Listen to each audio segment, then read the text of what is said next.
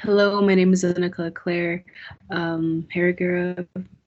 I come from the Buffalo, the Che clan, from Otoe-Missouria. I'm from Red Rock, Oklahoma. My parents are James LeClair and Joya Nicole Harragarra LeClair. My grandparents are Vernon Harragarra and Rosella DeRoyne. I'm come from the Harragarra and DeRoyne family for my Otoe heritage and all that. And I go to school at Institute of American Indian Arts. I'm a cinematic arts major. What I do is just make films, speak out for Native voices in cinema. What I intend to do with my studies, with my degree, I hope to continue on and keep putting our voices out in the industry and everything. Because with how old Hollywood see us as like old relics, old to like old things, and with westerns and all that, and it painted a picture very badly to this day. Like even with modern movies, they still show us as those native people or something like that. And I just wanted to pursue my degree with something I love, which is storytelling. And not only do I do like film, I do animation too. I do art. Years ago, I entered an art contest. My mom would help me out and she'd like get me over there. Like my first art contest was at Red Earth youth competition and I won best of show. My grandmother saw it too and she was just really happy that I was able to put myself out there. And pretty much I just wanted to keep going for not only for my people. Pretty much I decided for Miss Indian World because, well, because of my family, my community, my home, like a part of me has been missing it since I've been away from school. And one of the things that I just saw and noticed was Miss Indian World last year and seeing how each of those girls held themselves up for their tribes, for their people. And even just for running for it, like they were very honored to be able to put their voices out there, to stand up and speak, do whatever they can for their people. And for me, I don't know, I just got inspired by my sister. Pretty much she's a mother right now, and seeing how she takes care of her children is how like I want to help take care of my people and be able to voice it out and everything. And I don't know, I just decided to give it a shot, mostly just so I can feel somewhat grounded, somewhat connected. My mother, my late mother, Julia Nicole Harragarra, she'd like dance everywhere. She was like head woman at so many powwows, and just like being a part of powwow life, I feel connected to her and to my grandmother and my grandfather and my aunties and all that, and just feeling grounded and everything is like what I've been missing. And I don't know, that's just what I decided with Miss Indian World. I just wanted to go for it. And for my traditional talent that I'll be doing, I'll be singing, hopefully I'll be singing it right, is an Otoe-Missouria hymn. As I've been participating in the language classes for the online, I kind of decided to look into my school's library here at campus. And sure enough, they have some Otoe-Missouria books from elders from our language to some of our stories, even to like some like back in 1800s, like there were some white men like studying our tribes, asking what we did, what we learned, or what our life was like. And I read some excerpts and just like reading it and seeing like how things were back then.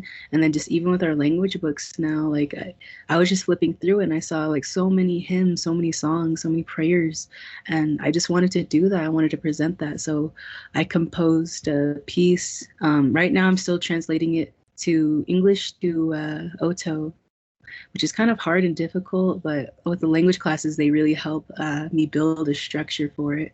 And pretty much I just want to do something to make my people okay with, and hopefully they'll let me like bring out some pieces, art pieces. I used to do again art competitions, so I wanted to make a design or something like that of the song. It's still coming, it's still being in the makes and everything is in a work in progress. And my dance style that I'll be doing is cloth, traditional cloth. I was wanting to dance in my mom's buckskin, but unfortunately it's a bit it's taking some time to fix it and everything. But I wanted to like dance in this outfit she made me years ago, and like the skirt, like it's beautifully well done. It has old style Otoe on it, and I'll be wearing my a few of my grandmother mixed with my mother's and my own beadwork and all that. And I'll be dancing traditional cloth, southern cloth to be exact. In all honesty, I miss dancing that. a long time, and feeling tired afterwards with it. Just dancing Southern cloth is something that's a part of me. I've been dancing since I was a kid, since like my mom first put me in the drum, which is itty bitty. I try to dance at many powwows as I can. I even danced at Denver March in the month, and just being around so many dancers just really make me happy. Whether, I'm not dancing for contests, I just dance just to be out there, dance for my family, dance for medicine, dance for prayer. I'll be participating in Miss Indian World, and I wouldn't say I'm a competitive dancer at all. I'd say that I just like to dance. Like even now, I'm trying to work on a jingle dress, old, because I want to dance old style jingle. Because I heard that my Aunt Bernadette, she danced old style ways with fancy and jingle, and whenever I see her dance, it was amazing. Just knowing the origin too is that it was a healing dance, and that's what I intend to do whenever I finally get the dress made and be able to dance for prayers. Again, it kind of coincides with how I see with Powwow styles. I don't really see it as competitive. I'm just honored to be a part of this.